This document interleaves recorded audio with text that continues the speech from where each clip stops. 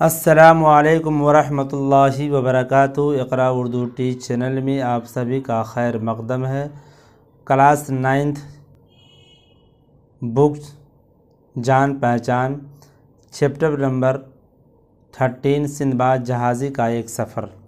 مشکل الفاظ کے معنی: سیاحت، مختلف مقامات کی سیر کرنا، ساحل، دریا کا کنارہ، جان میں جان آنا، اطمینان ہونا، تدبیر، ترکیب، جزیرہ، سمندر سے گھری ہوئی زمین، پناہ لینا، جان بچانا، راحت، آرام۔ سبق کا خلاصہ: یہ سبق ایک عربی کہانی کا ترجمہ ہے۔ بغداد میں ایک غریب لکڑہارا رہتا تھا۔ ایک دن گرمی کے موسم میں لکڑیوں کا گٹھا اٹھائے ایک گلے سے گزر رہا تھا۔ دھوپ سخت تھی، سوچا کہ کسی دیوار کے سائے میں کچھ دیر آرام کر لیا جائے۔ گٹھا سر سے اتارا اور دیوار کے سائے میں بیٹھ گیا۔ آرام کرنے کے لیے آنکھیں بند کی تو کانوں میں گانے کی سریلی آوازیں آنے لگی۔ اس نے سر اٹھا کر دیکھا، سامنے ایک بلند عمارت ہے۔ وہ زور سے کہنے لگا، اے خدا، یہ کہاں کا انصاف ہے! صبح سے شام تک محنت کرتا ہوں، پھر پیٹ بھر روٹی نہیں ملتی، اور یہ امیر دن بھر آرام کرتا ہے اور روزانہ ہزاروں روپے خرچ کرتا ہے۔ ابھی وہ کہہ ہی رہا تھا کہ عمارت کے پھاٹک سے ایک نوکر باہر نکلا اور لکڑہارے سے کہنے لگا، چلو تمہیں ہمارے سردار سندباد بلا رہے ہیں۔ لکڑہارا اندر داخل ہوا تو دیکھا کہ دسترخوان بچھا ہوا ہے، بہت سے لوگ بیٹھے ہیں۔ سندباد نے لکڑہارے کو اپنے پاس بٹھا کر کھانا کھلایا، اور جب لوگ چلے گئے تو اس نے بتایا کہ کس طرح اس نے یہ دولت جمع کی ہے۔ مجھے بچپن سے دنیا کی سیر و سیاحت کا اور تجارت کا شوق تھا۔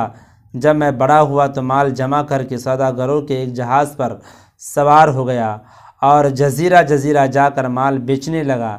ایک دن ایسے جزیرے میں پہنچے جہاں سبزہ ہی سبزہ تھا۔ سب جہاز سے اتر کر سیر کرنے لگے۔ میں بھی ایک طرف جا کر لیٹ گیا۔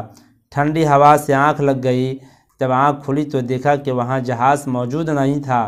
میں اس جزیرے پر اکیلا رہ گیا تھا۔ ادھر ادھر دیکھا تو ایک سفید گنبد نظر آیا۔ میں اس گنبد کی طرف چلا۔ کوئی دروازہ نظر نہیں آیا تھا۔ دیکھا کہ ایک ابر کا ٹکڑا آیا اور اس گنبد پر بیٹھ گیا۔ کتابوں میں رخ پرندے اور اس کے انڈے کا ذکر پڑھا تھا۔ سمجھ گیا کہ ابر کا ٹکڑا رخ ہے اور گنبد اس کا انڈا ہے۔ میں نے اپنی پگڑی کھول کر خود کو رخ کی ٹانگوں سے باندھ لیا۔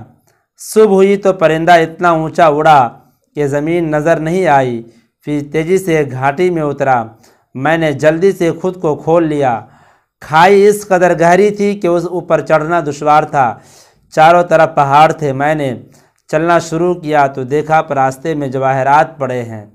میں نے بہت سے جواہرات اکٹھے کیے اور ایک غار میں جمع کر کے رات اسی غار میں گزاری۔ صبح ہوئی، درختوں سے پھل توڑ کر کھائے اور چشمے کا پانی پیا۔ اسی وقت دیکھا کہ پہاڑوں پر سے بڑے بڑے گوشت کے ٹکڑے گر رہے ہیں اور ان گوشت کے ٹکڑوں کو پرندے اٹھا کر اپنے گھونسلوں میں لے جا رہے ہیں۔ گوشت کے ساتھ زمین پر بکھرے ہوئے جواہرات کے ٹکڑے چپک گئے ہیں۔ میں نے سمجھ لیا کہ لوگوں نے جواہرات حاصل کرنے کے لیے یہ ترکیب نکالی ہے۔ یہ دیکھ کر میں نے بہت سے جواہرات اکٹھے کر لیے اور ایک گوشت کے بڑے ٹکڑے کو اپنی پیٹھ پر باندھ لیا۔ کچھ دیر بعد ایک بڑا پرندہ آیا اور اس گوشت کے ٹکڑے کو اٹھا کر اڑا۔ جب میں وہاں سے نیچے گھاٹی میں گرا تو لوگ دوڑ کر میرے پاس آئے، لیکن مجھے دیکھا تو مایوس ہو گئے۔ میں نے ان سے کہا، آپ رنج نہ کریں، میرے پاس بہت سے جواہرات ہیں۔ چنانچہ انہوں نے مجھے جہاز پر بیٹھا لیا اور اس طرح کچھ دن بعد میں اپنے وطن پہنچ گیا۔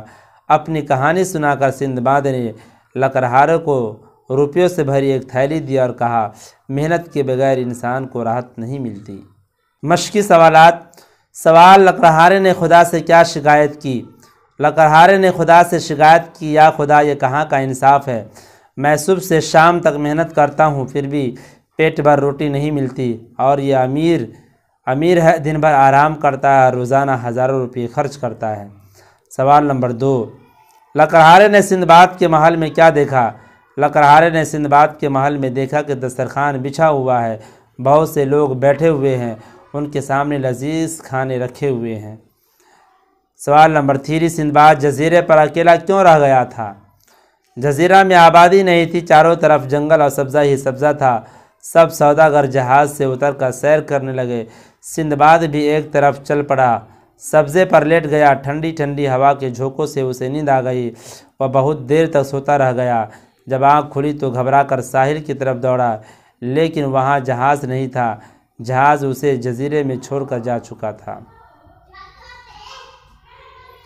سوال نمبر 4، لوگ گھاٹی سے جواہرات کیسے حاصل کرتے تھے؟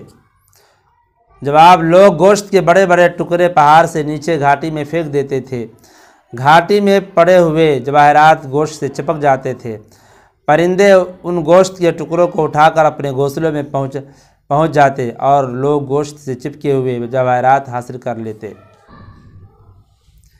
سوال نمبر 5، رخصت ہوتے وقت سندباد نے لکڑہارے سے کیا کہا؟ جواب، سندباد نے اپنے سفر کا حال بیان کر کے لکڑہارے کو رخصت ہوتے وقت روپیوں سے بھری تھیلی دی اور کہا، محنت کے بغیر انسان کو راحت نصیب نہیں ہوتی۔ نیچے لکھے ہوئے محاوروں کو جملوں میں استعمال کیجیے۔ آنکھ لگنا، گرمی کے موسم میں ٹھنڈی ٹھنڈی ہوا چلے تو جلد آنکھ لگ جاتی ہے۔ جان میں جان آنا، مریض کو اچھا ہوتا دیکھ کر تیماردار کی جان میں جان آ جاتی ہے۔ نیچے لکھے ہوئے لفظوں سے مذکر اور مؤنث چھانٹ کر لکھیے۔ مذکر لکڑہارا، حال سبزہ، جہاز سانپ گنبد، مؤنث گلی دیوار ہوا، تھیلی غذا راحت۔